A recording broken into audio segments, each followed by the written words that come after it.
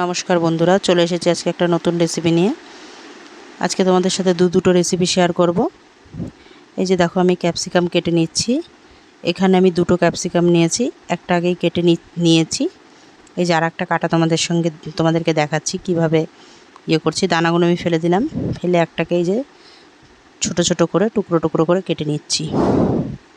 আজকে যে রেসিপিটা বানাবো তার জন্য আমার এই দুটো ক্যাপসিকাম তো লাগবেই, তার সাথে টমেটো লাগবে, তার সাথে গাজরও দরকার, কিন্তু গাজরটা আমার কাছে নেই আর বাজারেও এখন পাওয়া যায়নি, খুঁজেছিলাম, সেই জন্য গাজর ছাড়াই আমি রেসিপিটা তৈরি করব। এবার এই ক্যাপসিকামগুলো আমি আগেই গোটা অবস্থায় ধুয়ে নিয়েছিলাম, কারণ কেটে কুটে আমি ছাড়িয়ে নিলাম। এবার আমি টমেটো কেটে নিচ্ছি।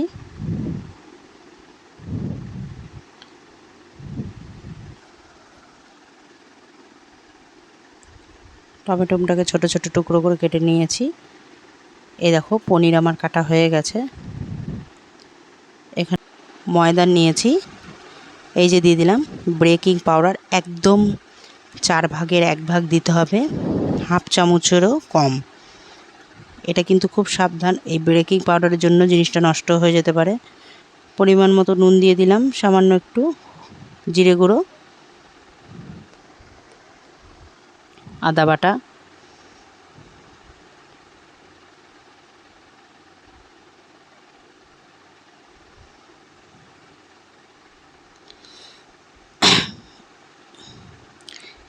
ওখানে খাওয়ার সোডা দিয়েছি একটু, ওটা বলতে ভুলে গেছি। এবার জল দিয়ে, হলুদ গুঁড়ো দিয়েছি, নুন দিয়ে দিয়েছি, আগেই বলেছি নুনের কথা, লঙ্কার গুঁড়ো দিয়ে আমি জিনিসটাকে মাখিয়ে নিলাম ভালো করে ফেটিয়ে নিলাম সব পুরো ইয়েটাকে। আবার একটু জল দিয়ে দিচ্ছি, কারণ আমার এটা গাঢ় হয়ে গেছে। আমার ব্যাটারটা গাঢ় হয়ে গেছিলো, সেই কারণে একটু এমনভাবে ব্যাটারটাকে গোলাতে হবে, একদম পাতলা হলে চলবে না, একদম গাঢ় হলেও চলবে না। এই যে আমি টুকরো টুকরো করে কেটে রেখেছিলাম পনিরের টুকরোগুলো, সেগুলো আমি ওই ব্যাটারটার মধ্যে মাখিয়ে নিচ্ছি।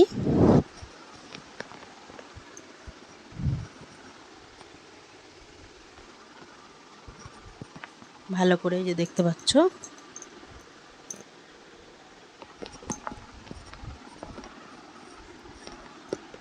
তেল আমি গরম বসিয়ে দিয়েছি আগেই। গরম তেলের মধ্যে আমি পনিরের টুকরোগুলো ছেড়ে দিলাম। এবার এগুলোকে একটু ভালো করে লাল লাল করে ভাজা করে নেব।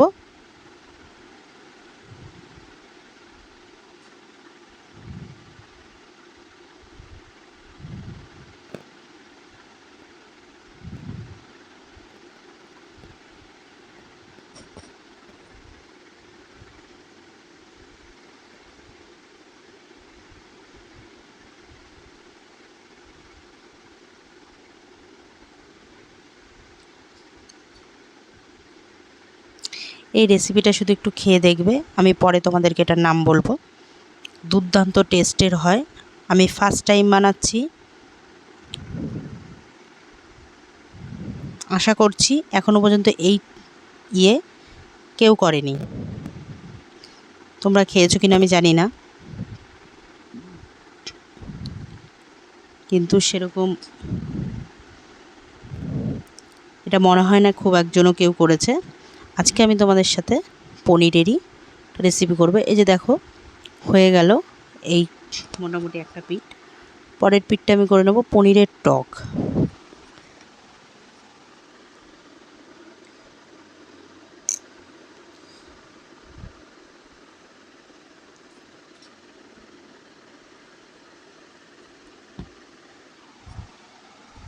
আজকে দুটো রেসিপি হবে ছানা দিয়ে। এই যে ছানার টক যেটা করব, ছানার টক, এই ছানার টক একটা করছি, আর ছানার পরোটা করব। আমার এগুলো ভাজা হয়ে গেছে, আমি তুলে নিলাম।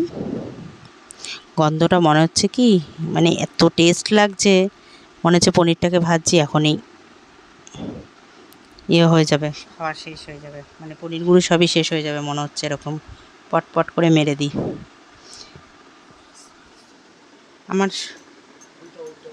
আমার সব পনিরগুলো ভাজা হয়ে গেছে, এখন আমি টুকরো করে ক্যাপসিকামগুলো ওই একই তেলে আমি ভেজে নিচ্ছি। এবার ওইটা ভাজা হতে হতে ততক্ষণ আমি একটা ব্যাটার গুলিয়ে নেব। আর একটা এই যেখানে আদা বাটা নিয়েছি,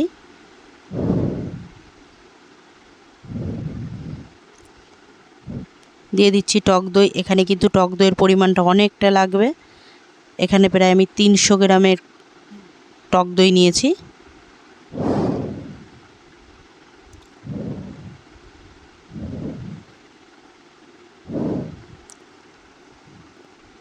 জিরে গুঁড়ো, নুন পরিমাণ মতো,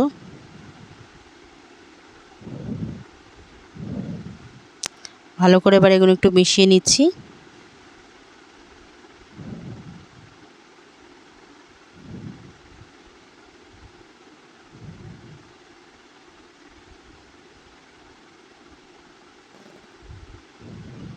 কারণ টক দইটাকে আমি আগেই ফাটিয়ে নিয়েছিলাম, সেই জন্য একটু নরম হয়ে গেছে।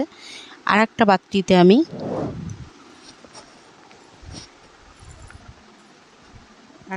করব। আমি এখানে সস নিয়ে নিলাম, টমেটো সস। এটা কিন্তু আমার ঘরে তৈরি করা টমেটো সস। তোমাদের সাথে এখনও টমেটো সসটা আমার শেয়ার করা হয়নি, আমি ছেড়ে দেবো 2-1 দিনের মধ্যেই। ভিডিও আমার আপলোড করাই আছে। আমি এখানে চিলি সস দিলাম আর সোয়া সস দিয়ে দিলাম। সোয়া সসটা পরিমাণ মতো দিতে হবে, খুব বেশি দেওয়া যাবে না। ওখানে আমি 1 চামচ মতন সোয়া সস দিলাম। টমেটো সস ওখানে আমি 6 চামচ ব্যবহার করেছি। চিলি সস 3 চামচ আর সোয়া সস 1 চামচ দিয়ে এবার একটু জল দিয়ে আমি সবটা মিশিয়ে নিলাম, ভালো করে গুলিয়ে নিচ্ছি।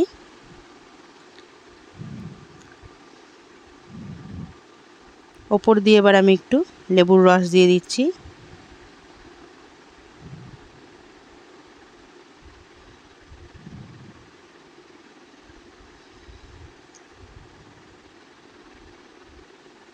আমি কিন্তু এখানে একটা গোটা লেবু ব্যবহার করিনি, কারণ লেবুটা অনেকটা বড় ছিল, সেই জন্য আমার গোটা দরকার হয়নি।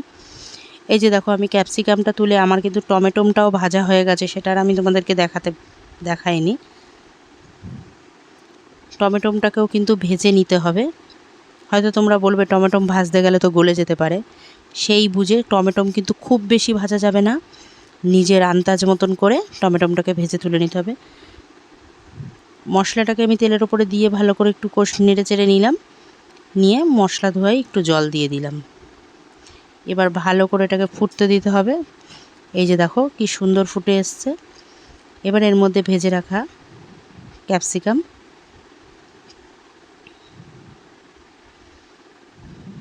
টমেটোটাকে একটু পরে দিতে হবে, নাহলে টমেটোটা গলে যাবে। টমেটোটা গলে গেলে চলবে না, তাহলে এটার আসল ইয়েটাই নষ্ট হয়ে যাবে।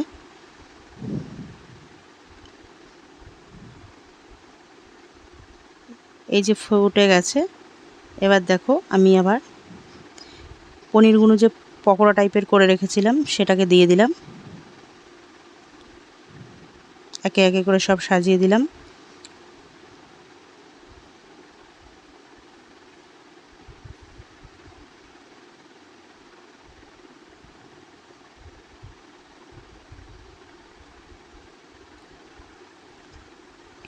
এই দেখো টমেটোগুলো দেখেছো। এবার টমেটোটাকে আমি দিয়ে দিলাম। এবার ভালো করে একটু আলতো হাতে নেড়ে দিচ্ছি, জানি টমেটোগুলো একদম গলে না যায়। কিন্তু এখানে ঝোলটা নিজের পরিমাণ মতো রাখতে হবে, গ্রেভিটা, কারণ এই জিনিসের গ্রেভিটা একদম গা মাখা হবে। এটা কিন্তু ঝোল বেশি থাকলে চলবে না, তারা আসল টেস্টটাই নষ্ট হয়ে যাবে।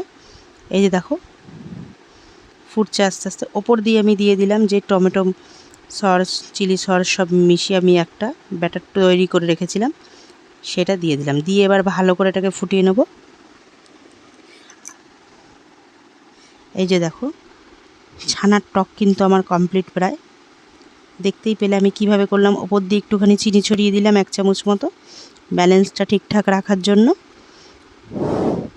কে কে খেয়েছো, কে কে খাওনি এই ছানার টক, যেমনি দুর্ধর্ষ হয়েছে দেখতে, তেমনি কিন্তু খেতেও দুর্ধর্ষ। আমি শুধু মুখে বলছি না, তোমাদের যদি কোনো সন্দেহ থাকে তোমরা অবশ্যই বাড়িতে বানিয়ে একবার অবশ্যই ট্রাই করে আমাকে কমেন্ট করে জানাবে কেমন লাগলো। চলো আর একটা রেসিপি তৈরি করে ফেলি ঝটপট। এটা আমার হয়ে গেছে। বাটার দিয়ে দিলাম,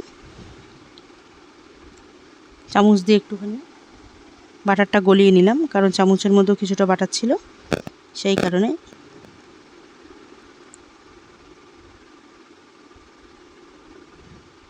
কালো জিরে ফোড়ন,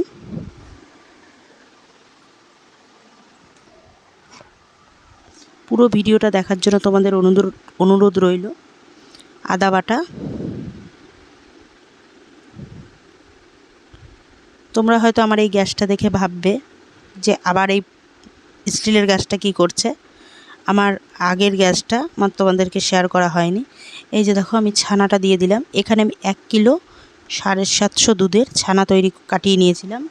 সেই ছানাটা আমি ভালো করে ন্যাকড়ায় ছেঁকে সব কিছু করে জল ঝরিয়ে নিয়ে তারপরে হাত দিয়ে ভালো করে ম্যাশ করে নিয়ে এটাকে দিয়ে দিলাম। ওপর দিয়ে ধনেপাতা কুচি ছড়িয়ে দিলাম। এবার এটাকে ভালো করে মিশিয়ে নিতে হবে। জিরের গুঁড়ো সামান্য একটু।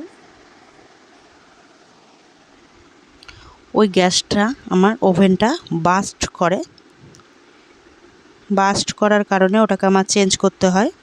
মানে অনেক বড় একটা বিপদের হাত থেকে বেঁচে গেছি। এমনই সময় বাসটা করেছে, গ্যাসটা কিন্তু জ্বলছিল না, গ্যাসটা বন্ধই ছিল। আমি আর আমার ছেলে তখন খাচ্ছি। মানে একটা দুর্ঘটনা, বিশাল বড় দুর্ঘটনার হাত থেকে বেঁচেছি। আমার ছেলেটার অনেক বড় ক্ষতি হতে পারত, বড় একটা ফাড়ার থেকে। তা যাই হোক, এমনি সেরকম ক্ষতি কিছু হয়নি, কিন্তু গ্যাসটাই যা ক্ষতি হয়েছে। এই যে সামান্য একটুখানি জল দিয়েছি, সামান্য। আর এই যে দেখো ওপর দিয়ে একটুখানি চিনি দিয়ে দিলাম, 1/2 চামচ দিয়ে এটাকে ভালো করে মিশিয়ে দিচ্ছি। সেই কারণে আমার গ্যাসটা সরিয়ে পুরো গ্যাসের যে কাজটা টোটালটাই ফেটে যায়। ফেটে গিয়ে আমি পরিষ্কার করতে গিয়ে আমার একটু হাত কেটে গেছিলো।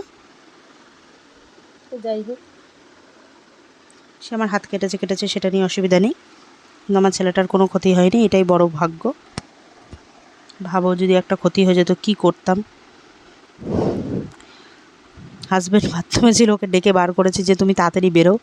এই যেখানে আমি ময়দা নিয়ে নিয়েছি, ময়দার মধ্যে নুন, চিনি আর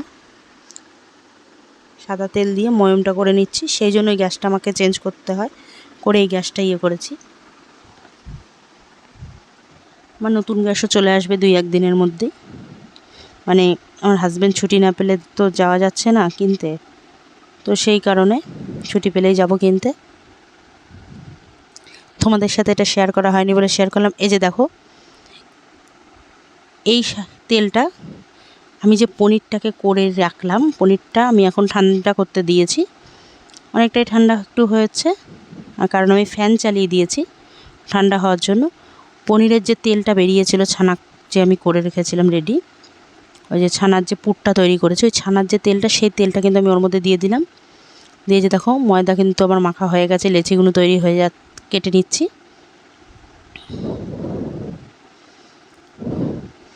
এই যে একটা বাটি বানিয়ে নিচ্ছি, বাটির মধ্যে এবার আমি ছানাগুলো ভরে নেব, ভরে ভালো করে ঠেসে নেব। এই যে দেখো,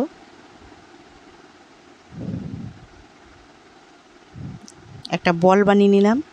বলটাকে ভালো করে এখন করে নিলাম। আবার আরেকটাও ঠিক ওই একই পদ্ধতিতে বাটির মধ্যে ভরে নেব।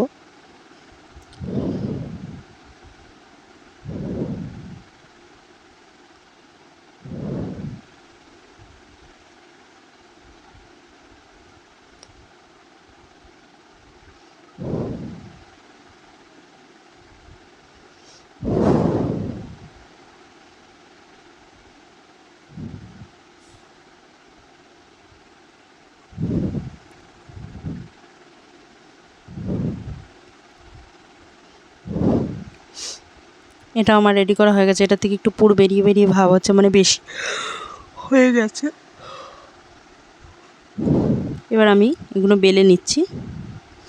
বেরিয়েও গেলে খুব একটা অসুবিধা হবে না, পুরো জিনিসটা তো বেরিয়ে যাচ্ছে না, জিনিসটা ওর মধ্যেই থাকছে।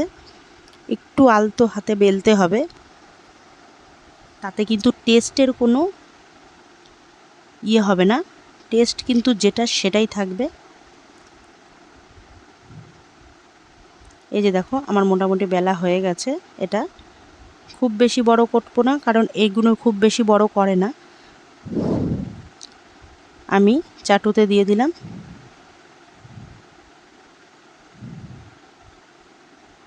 আর একটাও বেলে নিচ্ছি।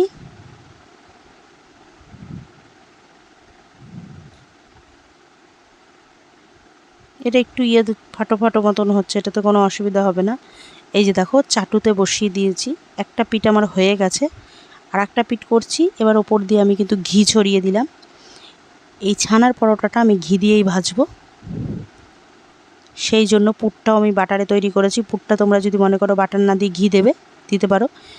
গরমকাল তো ঘিটা বেশি দিচ্ছি না, একটু অ্যাভয়েড করছি, কারণ আমার এর আগে তোমাদের আমি জানিয়েছি আমার হাজব্যান্ড ছেলে কেউ আমরা পেটের খুব একজন ভালো মানুষ না।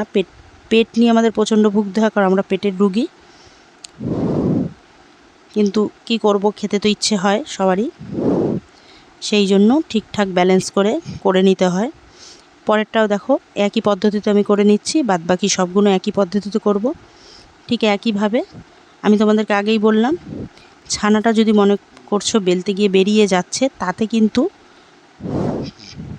কোনো টেস্টের কোনো ত্রুটি হবে না, টেস্ট যা তাই থাকবে। একটু আধটু বেরিয়ে গেলে ওখানটা ব্যালেন্স দিয়ে করে নেওয়া যাবে, অসুবিধা নেই। এই যে দেখো ভাজা হয়ে গেছে, ভালো করে একটু আঁচটা মিডিয়ামে রেখে ভেজে নিতে হবে।